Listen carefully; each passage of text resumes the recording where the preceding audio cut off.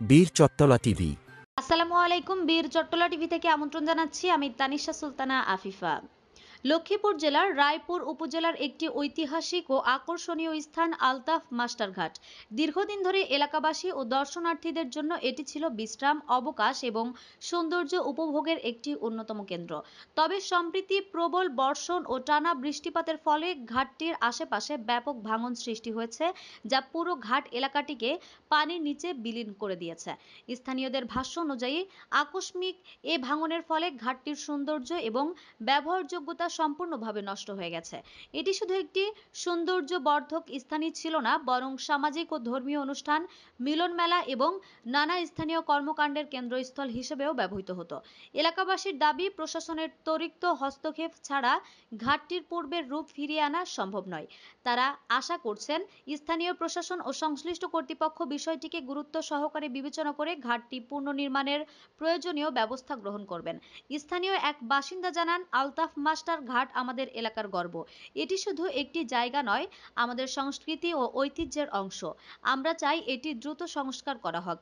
এখন দেখার বিষয় প্রশাসনের পক্ষ থেকে কত দ্রুত পদক্ষেপ গ্রহণ করা হয় এবং এলাকাবাসীর এই গুরুত্বপূর্ণ দাবির প্রতি কেমন সাড়া পাওয়া যায়।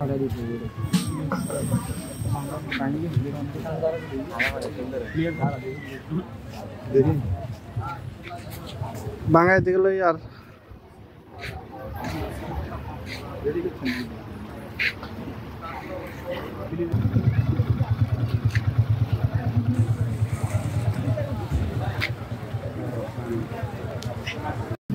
মোহাম্মদ ইসমাইল হোসেন বীর চট্টলা থেকে আপনাদের জানাচ্ছি এটি হচ্ছে লক্ষ্মীপুর জেলার রায়পুর থানার গুরুত্বপূর্ণ একটি দর্শন এলাকা আলতাফ মাস্টার ঘাট। এটা বিগত দিনে অনেক সুন্দর পরিবেশ এবং খুবই ছিল। মানুষ দূর দূরান্ত থেকে দেখার জন্য আসতো, বিভিন্ন দিক থেকে বিভিন্ন এলাকার এবং বিভিন্ন পাশের অঞ্চল থেকে মানুষ আসতো। এই ঘাটটা কিছুদিন আগে আপনারা জানেন যে বন্যা এবং অতিরিক্ত পানির প্রভাবের কারণে, বৃষ্টির প্রভাবের কারণে ভেঙে গেছে। প্রশাসনের দৃষ্টি আকর্ষণ, যদি প্রশাসন, জেলা পরিষদ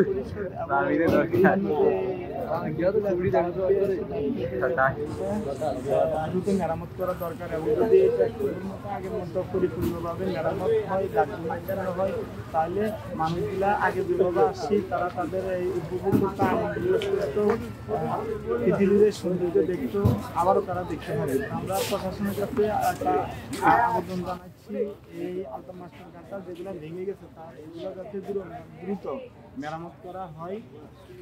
আমাদের আরো আপডেট নিউজ পেতে চোখ রাখুন বীর চট্টলা টিভিতে। ফেসবুকে ফলো, ইউটিউবে সাবস্ক্রাইব করুন।